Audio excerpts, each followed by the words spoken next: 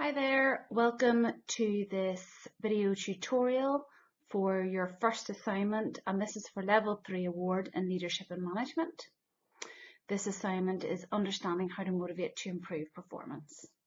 So I would suggest before we get started to make sure that you've got your assignment template in front of you and also the marking sheet in front of you so that you're clear on what criteria we're talking about as we go through each of them.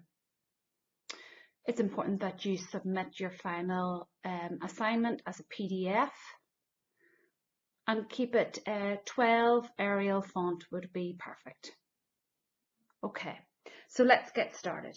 I want you to write this assignment as if you're explaining something to someone who's never seen anything about motivation or doesn't understand anything about it. So never assume as we're going through this assignment that people are clear and aware. Always assume that they know nothing. Okay, so the first assignment criteria is 1.1, define the term motivation, and this is worth 8 marks. This assignment is only around 1,000 words in total, so be conscious of that. However, it is important to provide a detailed and appropriate definition of motivation.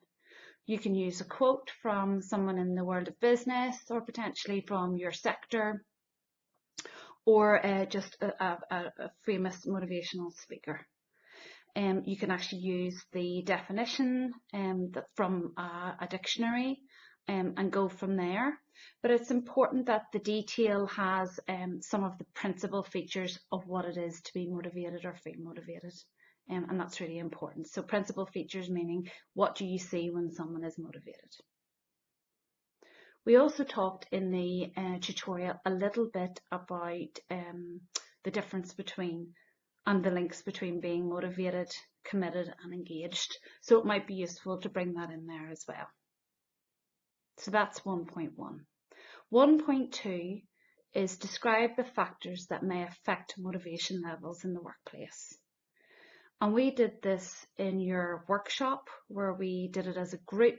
And we looked at all the different factors, positive and negative, that may affect motivation. So a good pass is a range of factors that may affect motivation. So 5, 6, 7 would be really useful. And it's saying that those are thoroughly described. So again, talking to someone as if they've never actually known any of this before, I would want you to thoroughly describe each of those factors. So detailed information, and potentially if you had an example for each of them or even a couple of them, that would be really great, and that's to demonstrate that you understand sort of the context of those factors. So a really key one in there would be communication as a major factor that would affect motivation in the workplace, and you could talk about negative communication and the impact that that would have in the business in terms of people feeling valued, respected, included, etc.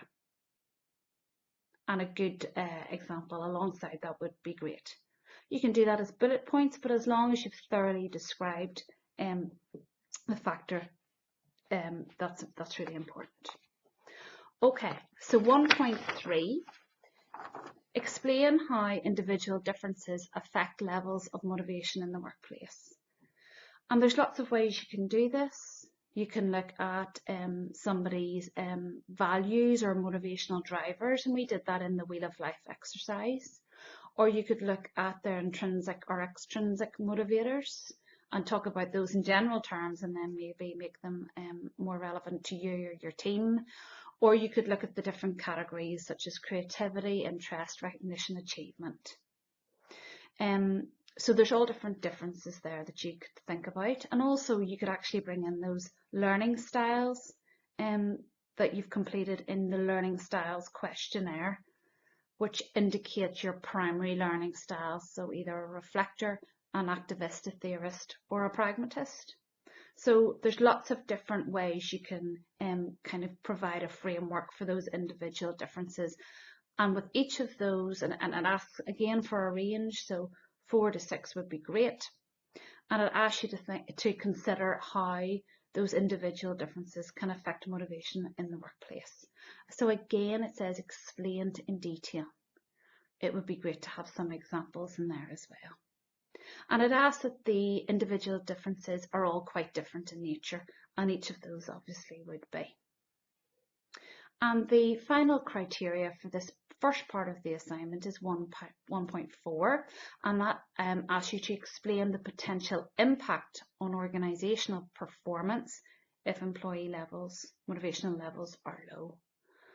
So we did this exercise in your workshop where we thought about actually how would the organisational performance be reduced in any way. So clearly people feeling valued and part of the business is really important, and if they feel valued and part of it, they're less likely to be low in terms of their productivity, their absence is likely to be lower, their commitment while they're in work is likely to be higher, errors are likely to be lower, the retention of that employee is likely to be higher. It doesn't solve anything, but it's more likely to be. And again, some great examples in there would be really useful. So detail with examples throughout. And the first part of this assignment is understanding how motivation levels can be impacted in the workplace. And that's what you're trying to get to. You're trying to make it really clear that you as a manager in this business understand that. So it would be, again, great for 1.4 to even put in their relationship with manager. Okay, so that's the key kind of points for the first part of the assignment. Understand how to motivate to improve performance.